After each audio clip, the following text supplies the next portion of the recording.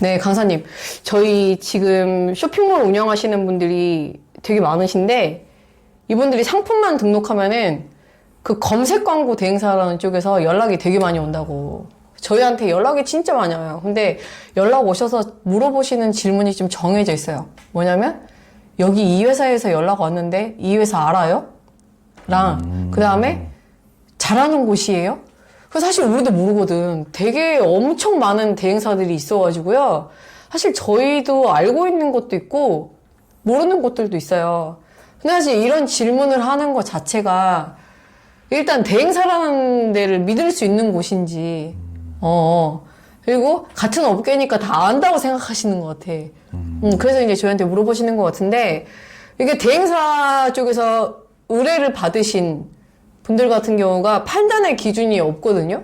이 대행사가 좋은지, 맡겨야 될지, 이 담당자가 하는 말들이 맞는지, 뭐 이런 것들 궁금해 하세요. 결론은 이게 괜찮은 대행사냐, 라는 거거든요. 내가 맡겨도 될까? 이건 건데, 이런 대행사를 좀 맡겨야 되는, 좀 선택하는 기준? 같은 거 한 몇 가지만 좀 제시해주면 좋을 것 같아요.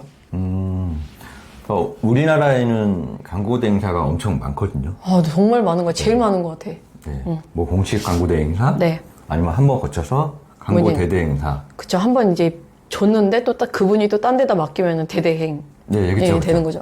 또 비공식 광고 대행사. 아, 그렇죠. 네, 비공식 광고 대행사는 나쁜 건 아닙니다. 어쨌든. 네. 네, 이렇게 수많은 광고 대행사가 있는데요. 근데 그거를 생각을 해보셔야 돼요. 그 본질은 뭐냐? 네. 광고 대행사가 내 광고를 담당해주는 건 아니에요. 아, 회사가. 네. 그 회사가 나를 담당하는 건 아니다. 네. 그러면 회사가 팀으로 담당하는 게 아니라 네네. 개인이 담당을 하는 거거든요.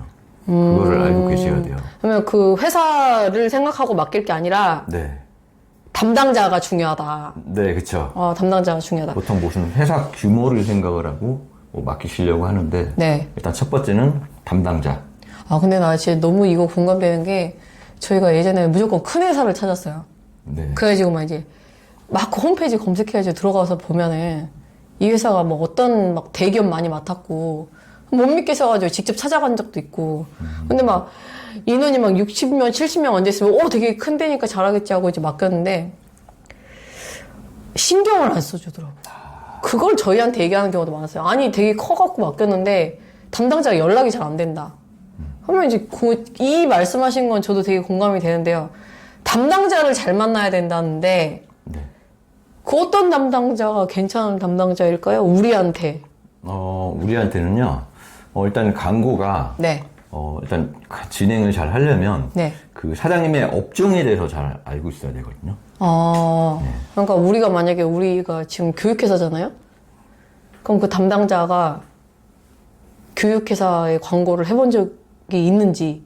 네네. 그럼, 그것도 그렇고 네. 업종에 대해서 얼마나 이해를 하고 있는지. 이 교육이라는 업종에 대한 이해. 네. 그렇죠. 중요하죠. 네.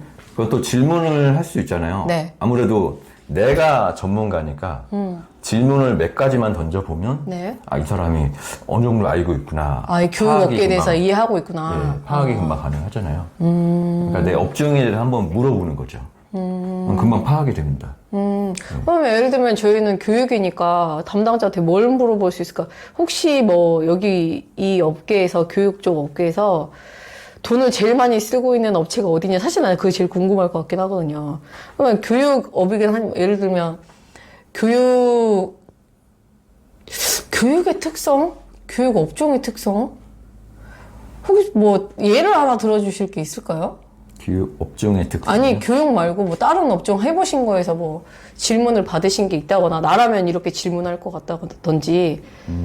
왜냐면 제가 이 질문을 왜 드리냐면 업종에 대한 이해가 그 사장님도 없을 수도 있어요. 네네, 특히 예비 창업자 같은 경우는 나도 이 업종에 처음 뛰어들었는데 시장 조사를 하고 왔지만 아직 그 시장에 대한 경험은 없을 수도 있어요. 네네. 그러면 어쨌든 담당자한테 물어봤는데 어떤 교육회사를 마케팅을 해봤대.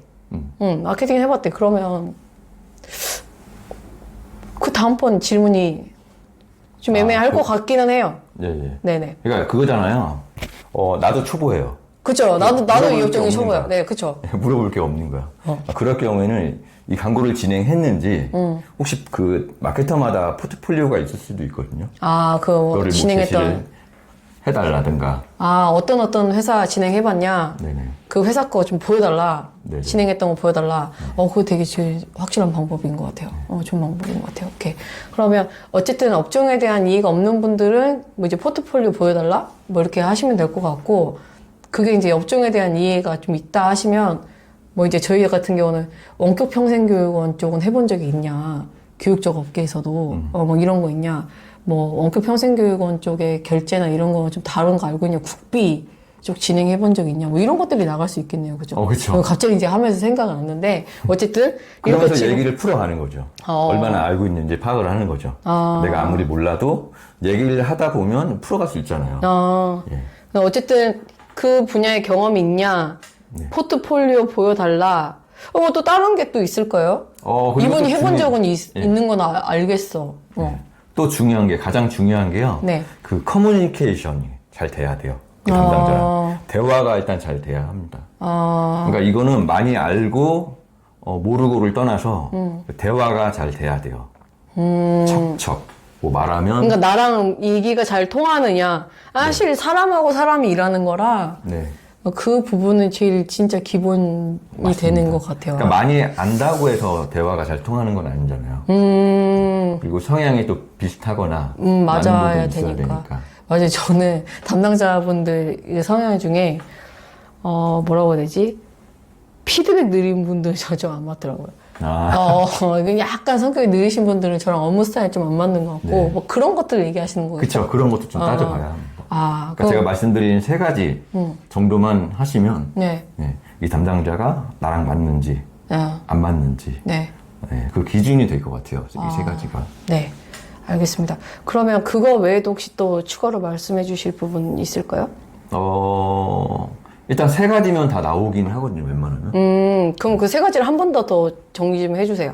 자, 첫 번째는, 네. 제일 중요한 겁니다. 마지막에 말씀드리긴 했는데, 커뮤니케이션이 잘 될 것. 담당자랑 이게 잘 될 것. 네, 그쵸. 자, 두 번째는, 이 업종에 대해서 얼마나 알고 있는지. 내가 모른다고 해도 먼저 던지는 거죠. 네. 그러다 보면 좀 대화가 풀리면 이 사람이 얼마나 알고 있겠구나. 네. 라는 판단이 들거든요. 네. 네. 그리고 세 번째, 이 업종을 진행을 해봤는지. 네. 포트폴리오. 네, 포트폴리오. 네네네네. 네, 요청할 수도 있고요, 만약에 네. 있으면. 어쨌든 이 세 가지만, 네, 한번 문의를 해보면 어느 정도 답이 나올 거라고, 네, 그렇게 생각이 듭니다.